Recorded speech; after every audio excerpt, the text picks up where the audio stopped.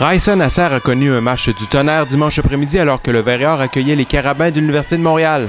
L'attaquante cherbourgoise a complètement démoli la défensive adverse, réussissant 19 attaques marquantes dans une victoire en 5-7 de 21-25, 25-14, 25-19, 14-25 et 15-7. En prime, la formation de l'Université de Sherbrooke s'est emparée de la première position au classement du circuit universitaire québécois.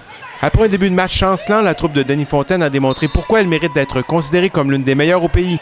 Transportée par sa recrue d'origine française qui avait réponse à toutes les tentatives de contre adverses, les Sherbrookoises ont en effet offert du jeu inspiré à partir du deuxième set.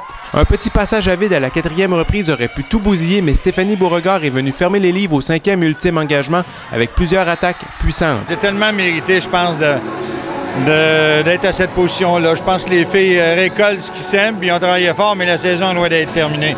On a 4 gros matchs en avant de nous.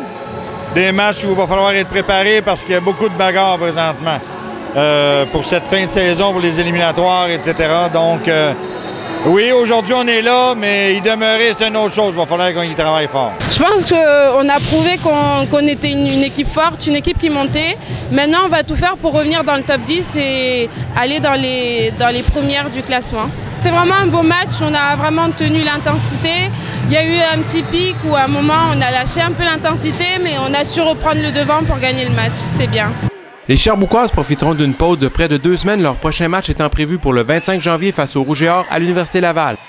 De leur côté, les protégés de Marc Lucien ont bien amorcé leur match face aux Montréalais avant de perdre le si précieux momentum et ne plus jamais le retrouver. Au final, ils ont encaissé un revers en 4-7 de 25-19, 26-28, 21-25 et 21-25. Tout s'est joué à la deuxième reprise alors que les représentants de l'Université de Sherbrooke avaient l'opportunité de porter un dur coup à leurs rivaux en prenant les devants 2-7-0. Combatifs, les Montréalais ont cependant tenu le coup après avoir vu les autres revenir de l'arrière pour finalement l'emporter 28-26. Par la suite, les protégés de Marc Lucien ont semblé se chercher sans toutefois parvenir à se retrouver sur le terrain, pavant la voie aux Carabins.